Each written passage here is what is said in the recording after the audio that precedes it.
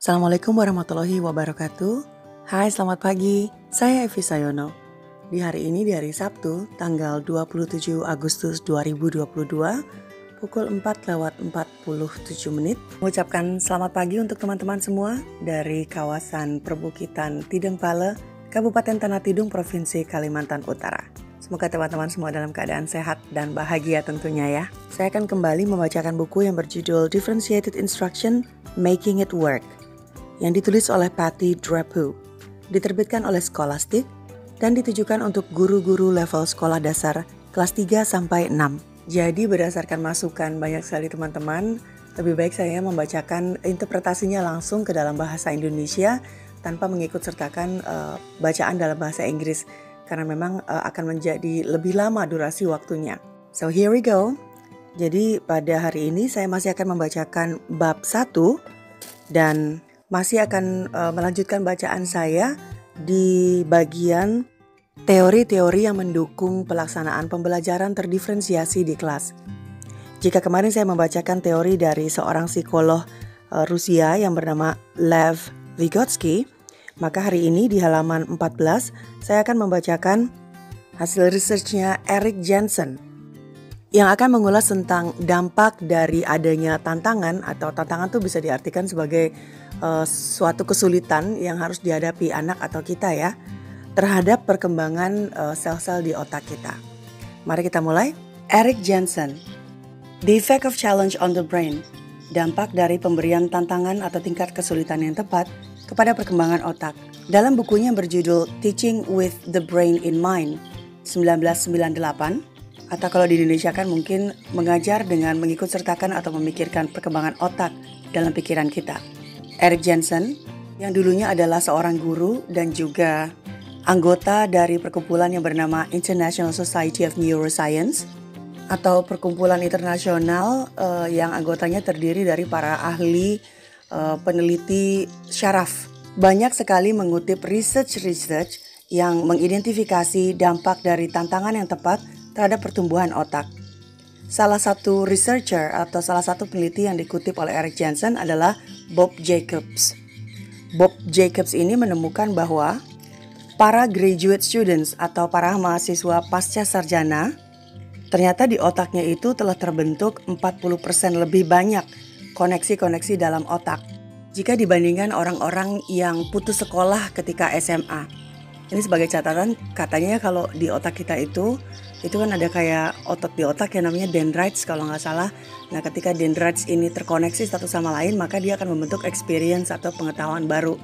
Ini mungkin dikatakan oleh si Bob Jacobs, otaknya mahasiswa S2 atau mahasiswa pasca sarjana ini membentuk connection pada dendrites itu lebih banyak ketimbang orang-orang yang putus sekolah ketika dia SMA.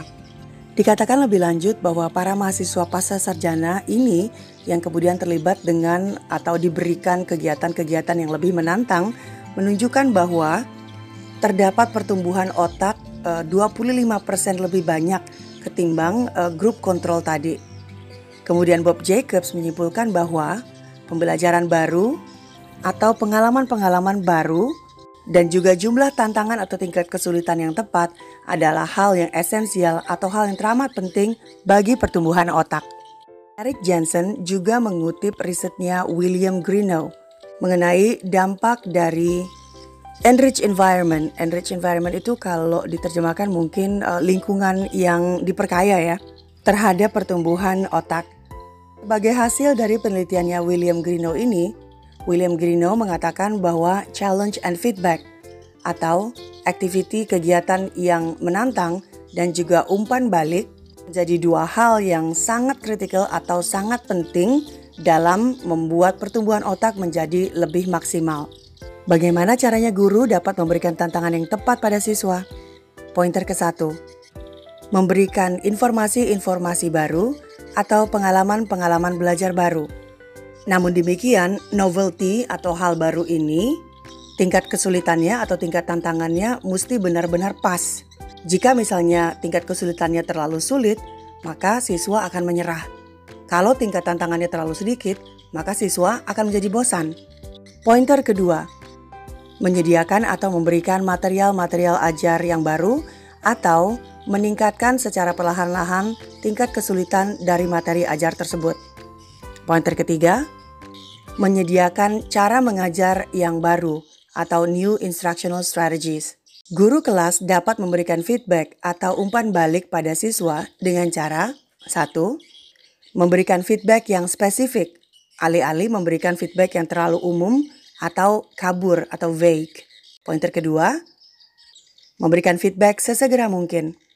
Pointer ketiga, membantu siswa untuk dapat mengidentifikasi area-area mana dari dirinya yang masih perlu perbaikan lagi, atau weak areas, area-area mana yang masih lemah. Membantu siswa mengklarifikasi cara dia berpikir. Maksudnya seperti ini, ketika anak sudah paham sesuatu, maka dia mempertanyakan pada dirinya sendiri, ini yang saya pahami udah betul atau belum ya? Saya mau tanya lagi ke ini untuk memastikan bahwa apa yang sudah saya pahami ini udah benar-benar betul. Pointer kelima, memberikan kesempatan kepada para siswa untuk saling memberi feedback atau umpan balik satu sama lain. Jensen juga mengatakan bahwa lingkungan yang diperkaya, ini maksudnya lingkungan belajar yang kaya ya, itu sebenarnya dapat benar-benar merubah struktur dari sel-sel otak kita. Otak kita itu seperti memiliki connectivity atau keterhubungan antar syaraf yang ada di otak. Dan ini ada kayak baseline-nya, ada angka minimumnya.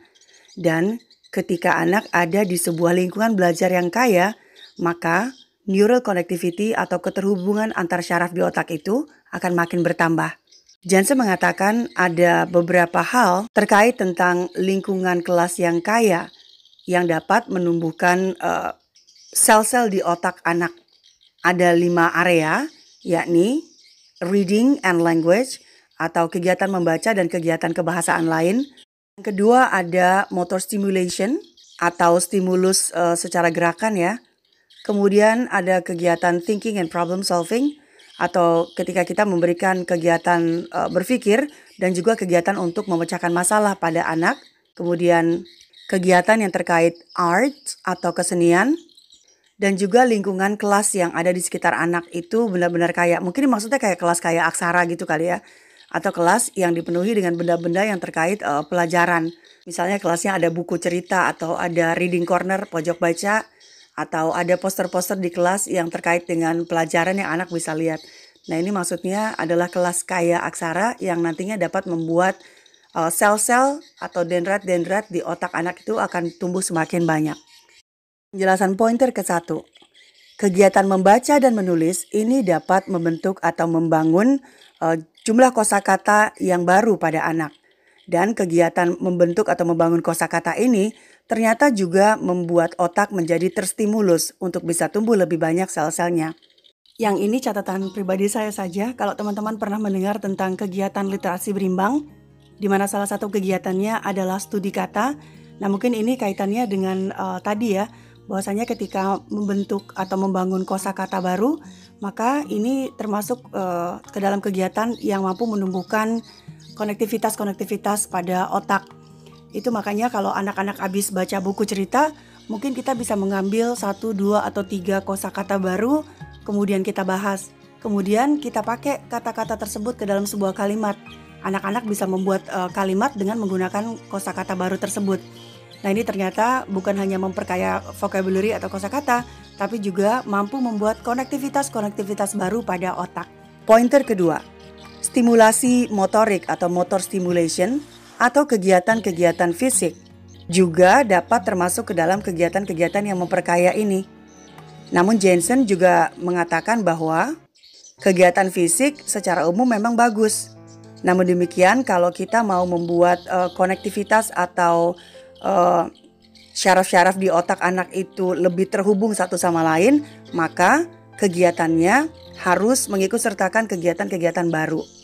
Jadi jangan melakukan kegiatan fisik yang terus-menerus sama setiap hari katanya. Disarankan melakukan kegiatan fisik tapi baru terus karena itu yang otak butuhkan. Otak butuh novelty atau keterbaruan akan suatu hal. Karena ketika otak ketemu hal baru atau novelty, maka dia akan terangsang untuk tumbuh dan mempelajari hal baru itu. Pointer ketiga. Kegiatan ketiga. Kegiatan problem solving atau memecahkan masalah sebenarnya dapat menumbuhkan koneksi-koneksi dendritik keterhubungan antara para dendrites di dalam otak kita ini dapat membuat kita menghasilkan atau membentuk koneksi-koneksi yang baru. Jadi ini maksudnya kayaknya kayak gini. Jadi di dalam otak kita itu kayak ada sel-sel yang disebutnya dendrite kalau nggak salah. Dan kalau dendrite ini ada pengalaman baru, maka dia akan menghubungkannya dengan hal yang dia sudah tahu. Maka jadilah pengetahuan baru yang dia baru pelajari. Nah, kalau otak kita ketemu dengan suatu permasalahan, maka dia akan mengoneksikan permasalahan tersebut dengan hal-hal yang dia sudah ketahui sebelumnya, sehingga nanti ketemu cara bagaimana untuk memecahkannya. Makanya semakin banyak ketemu kegiatan problem solving, otaknya itu sel-selnya akan makin terhubung, makin terkoneksi.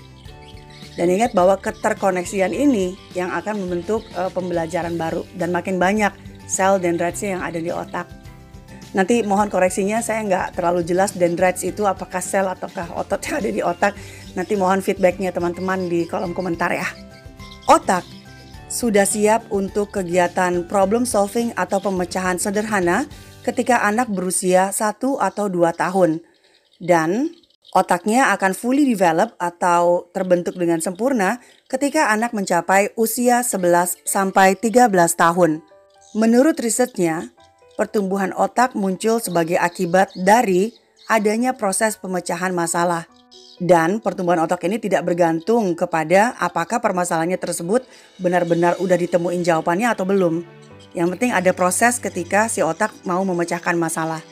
Disarankan agar kita sebagai guru dapat menggunakan kegiatan-kegiatan pembelajaran yang melibatkan kegiatan proses berpikir tingkat tinggi atau higher level of thinking skill.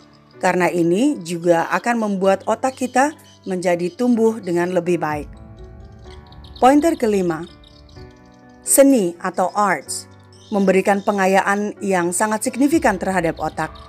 Jensen mengatakan, sebuah survei yang meneliti tentang keterkaitan antara musik dengan pertumbuhan otak mengatakan bahwa musik itu benar-benar memegang peranan sangat signifikan atau sangat penting ketika seseorang sedang mengembangkan kemampuan akademik dan juga kemampuan sosialnya mereka. Pointer kelima atau pointer terakhir, gambar-gambar, warna, dan juga pengaturan dari sebuah kelas yang kaya, ini semuanya membantu terbentuknya lingkungan belajar yang aman dan juga lingkungan belajar yang mengayomi. Nah, ketika anak atau siswa memiliki perasaan well-being, perasaan bahwa dia aman nyaman, nah ini memberikan seperti makanan kepada otak. Begitu kesimpulan dari Erik Jensen. Baik teman-teman, saya akan mengakhiri bacaan saya di pagi hari ini. Kembali lagi, buku yang saya baca berjudul Differentiated Instruction, Making It Work. Penerbitnya Scholastic dan ditulis oleh Patty Drapu. Buku pembelajaran terdiferensiasi ini ditujukan bagi teman-teman guru yang mengajar di kelas 3 sampai 6. Saya masih membacakan bab 1, halaman 14, yang membahas tentang hasil-hasil riset perkembangan otak yang mendukung pembelajaran terdiferensiasi. Saya mengucapkan terima kasih karena teman-teman sudah meluangkan waktunya untuk mendengarkan bacaan buku saya di pagi hari ini. Sampai jumpa di bacaan buku berikutnya. Saya Evi Sayono. Selamat pagi, selamat menikmati akhir pekan. Wassalamualaikum warahmatullahi wabarakatuh. Dah.